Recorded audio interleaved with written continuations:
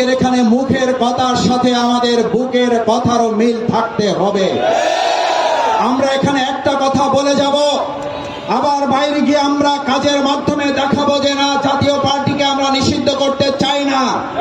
তাহলে প্রমাণ হবে জাতীয় পার্টিকে যদি হজম করা হয়, একটা সময় জাতির উপরে চাপিয়ে দেওয়া হবে। আওয়ামী লীগকে হজম করার জন্য আপনাদেরকে প্রস্তুত থাকতে হবে। আমার ভাই এবং বন্ধুগণ, নূরকে যারা হামলা করেছেন, আমাদের মাথায় রাখতে হবে নূরের অনুসারী এবং নূরের অগ্রগামীরা এখানে আছেন।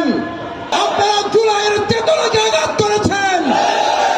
আমি বক্তব্য শেষ করতে চাই একটা কথা বলে, আজ নূরকে আঘাত করার মধ্য দিয়ে এই প্রশাসন যদি এটা প্রমাণ করে তারা একটা প্রোগ্রামের নিরাপত্তা দিতে পারে না, আমি আমার সামনে উপস্থিত ভাই বন্ধুদের জিজ্ঞেস করতে চাই, তারা আগামী দিনে অবাধ সুষ্ঠু নিরপেক্ষ নির্বাচনের জন্য লক্ষ লক্ষ কেন্দ্র পাহারা দিয়ে আওয়ামী দোষর মুক্ত করতে গিয়ে তারা সক্ষম হবে।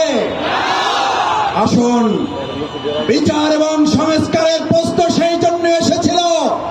আজ এখানে বক্তব্য দেওয়ার কথা ছিল শেখ হাসিনার বিচারের দাবিতে, অথচ আজ আমাদের কথা বলতে হচ্ছে নূরের উপরে হামলাকারীদের বিচারের কথা বলতে।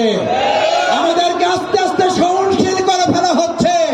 আসুন, সহনশীলতার মাত্রা বাড়লে নির্মম নির্যাতনের মাত্রা বাড়বে। প্রতিরোধ করার জন্য সবাইকে ঐক্যবদ্ধ থাকতে রাজি আছে।